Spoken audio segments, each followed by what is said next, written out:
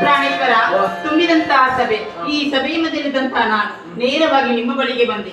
ಬರೋದಕ್ಕೆ ಬರದಂತ ಕಾರಣ ನಿಮ್ಮ ಮುಖವನ್ನು ಕಂಡಾಗ ಇಂದಿನಂತೆ ಇಂದಲ್ಲ ಯೋಜನೆಕರ್ತನಾಗಿ ನಿಮ್ಮಷ್ಟಕ್ಕೆ ನೀವಿದ್ದು ನಿಮ್ಮ ಮುಖದಲ್ಲಿ ಬಂದಂತಹ ಕಿರುಣಗೆ ಹಾಗೆ ನಿಮ್ಮಲ್ಲಿ ಕೇಳುತ್ತಾ ಇದ್ದೀನಿ. ಯಾವ ನಾರಿಯ ಮೇಲೆ ನಿಮ್ಗೆ ಮನವಾಯಿತು ನಗಬೇಕ್ರೆ ಕಾಣಿ, ಅದು ನನಗೆ ಹೇಳಲೇಬೇಕು.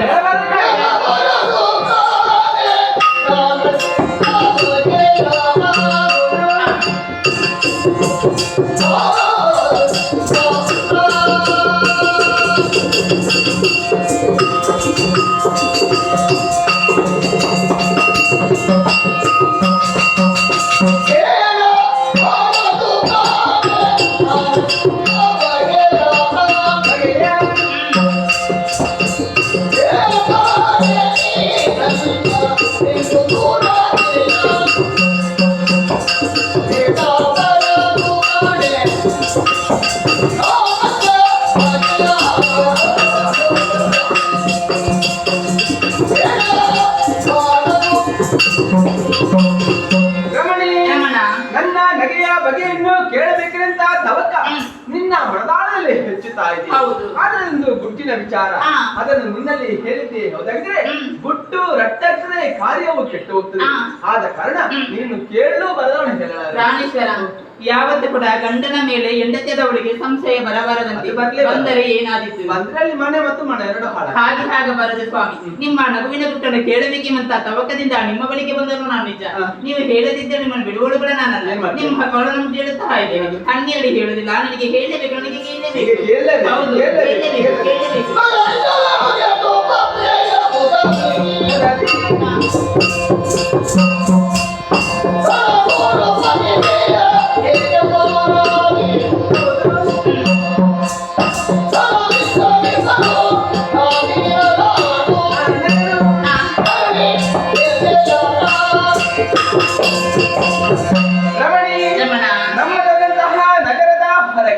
ಪರಿಶೋಭಿಸುತ್ತಿರುವಂತಹ ಉದ್ಯಾನವನದ ಒಳಗೆ ಯತಿವರನೊಬ್ಬ ಕುಳಿತುಕೊಂಡಿದ್ದಾನೆ. ಪ್ರಾಣೇಶ್ವರ, ಆತ ಯಾರು? ಗಡ್ಡವನ್ನು ಕಟ್ಟಿದ್ದಾನೆ, ಕಾವಿ ಬಟ್ಟೆಯನ್ನು ಧರಿಸಿಕೊಂಡಿದ್ದಾನೆ, ಒಂದು ಕೈಲಿ ದಂಡ, ಒಂದು ಕೈಲಿ ಜಪತನ, ಗಾಳಿ ಸಿಡಿಲು ಮನೆ, ಅದನ್ನು ಎಲ್ಲವನ್ನಾತ ಲೆಕ್ಕಿಸದೆ ಮನ ಮಡಿಂದಾಗಿ ಮಂತ್ರ ನಿಲ್ಲುತ್ತಾ ಇದ್ದಾನೆ. ಆತ ಯಾರು ಸ್ವಾಮಿ? ಸಾಮಾನ್ಯನಲ್ಲ, ಪಂಚ ಪಾಂಡವರಲ್ಲಿ ಮಧ್ಯ ಪಾಂಡವರಿಸಿಕೊಂಡಂತಹ ಪಾರ್ಥ ಮಹಾಶಯ. ಆ ಪಾರ್ಥನಿಗಿಂತ ಪರಿಸ್ಥಿತಿ ಯಾಕೆ ಬಂತು? ಪರಿಸ್ಥಿತಿ ಬಂದದ್ದಲ್ಲವೇ ತಾನಾಗಿ ಒದಗಿಸಿಕೊಂಡ ಕಾರಣ ಬೇಕಲ್ಲ? ಕಾರಣ ಇದೆ ಅಲ್ಲ. ನನ್ನ ತಂಗಿಯಂತಹ ಸುಭದ್ರೆಯನ್ನು ಕೌರವನಿಗೆ ಕೊಟ್ಟು ಮದುವೆಯನ್ನು ಮಾಡಬೇಕಂತ ನಿರ್ಧಾರ ಪಟ್ಟವ ನನ್ನ ಅಣ್ಣನಂತಹ ಬಲಭದ್ರ ಸ್ವಾಮಿ. ಸರಿ, ಆದರೆ ನನ್ನ ಉದ್ದೇಶವೇ ಬೇರೆಯಾಗಿ ಅರ್ಜುನನಿಗೆ ಕೊಟ್ಟು ಮದುವೆ ಮಾಡ್ತೇನೆ ಎನ್ನುವಂತಹ ತೀರ್ಮಾನವನ್ನು ಕೈಗೊಂಡಿದ್ದೇನೆ. ಇದರ ಮಧ್ಯದಲ್ಲಿ ಈ ರೀತಿಯ ಸನ್ಯಾಸ ವಿಷಯ ಯಾಕಿರಬಹುದು? ಸಂಬಂಧ ಬೇಕಲ್ಲ? ಸಂಬಂಧ ಇದೆ ಅಲ್ಲ. ಸನ್ಯಾಸಿಗಳನ್ನು ಕಂಡ್ರೆ ಸಾಕು ನನ್ನ ಅಣ್ಣನಿಗೆ ಎಲ್ಲಿಲ್ಲ ಅಂತಹ ಒಂದು ರೀತಿಯ ಭಕ್ತಿ ಭಾವ. ಅವರಿಗೆ ಪಂಚಪ್ರಾಣವೇ, ಅವರ ಪಾದವನ್ನು ತಿಳಿದು ನೀರನ್ನು ಕುಡಿಯುವವರೇ ನನ್ನ ಭಾವ, ಹೌದಲ್ವೇ? ಅದೇ ರೀತಿಯಾಗಿ ನಾಳೆ ಸೂರ್ಯೋದಯಕ್ಕೆ ಸರಿಯಾಗಿ ಸನ್ಯಾಸಿ ವೇಷದಂತಹ ಅರ್ಜುನನ ಬಳಿಗೆ ಸುಭದ್ರೆ ಪಾದ ಪೂಜೆಗಾಗಿ ಹೋಗ್ತಾಳೆ. ಹೋದಂತಹ ಸುಭದ್ರೆಯನ್ನು ಪಾರ್ಥನು ಅಪಹರಿಸಿ ಮದುವೆ ಆಗ್ತಾನೆ. ಆ ಕಡೆಯಿಂದ ಅಣ್ಣನ ಮಾತ್ರ ಪ್ರಕಾರವಾಗಿ ಕೌರವ ತಲೆಗೆ ಭಾಷಿಂಗವನ್ನು ಕಟ್ಟಿಕೊಂಡು ದಿಪ್ಪಣವನ್ನು ಒಡಗೂಡಿಕೊಂಡು ಮದುಮಗನಾಗಿ ಈ ಕಡೆ ಬರ್ತಾನೆ.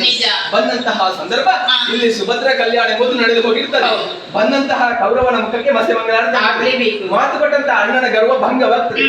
ಈ ಎರಡು ವಿಚಾರ ಮನಸ್ಸಲ್ಲೇ ನಿರ್ಮಿಸಿಕೊಂಡಾಗ ಚಿನ್ನದಗೆಯಲ್ಲಿ ಪ್ರಾಣೇಶ್ವರ, ನನ್ನ ಪತಿದೇವರಂತ ನೀವು ಹೇಗೆಂಬುದಾಗಿ ನಾನು ಅರ್ಥ ಮಾಡಿಕೊಂಡವಳೇ ನಾನು ಸತ್ಯ.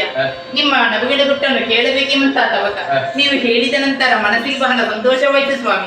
ಸ್ವಾಮಿ, ಈ ಜಗತ್ತಿನಲ್ಲಿ ನಿಮ್ಮ ಮಹಿಮೆಯನ್ನು ಬಲ್ಲವರು ಯಾರು? ಕೈ ಹಿಡಿದು ಬಂದಂತ ನಾನೇ ಧನ್ಯಳಾದೆ ದೇವ. ಸುಭದ್ರ ಕಲ್ಯಾಣ ಆಗ್ಬೇಕು, ಆ ನಿರೀಕ್ಷೆಯಲ್ಲಿ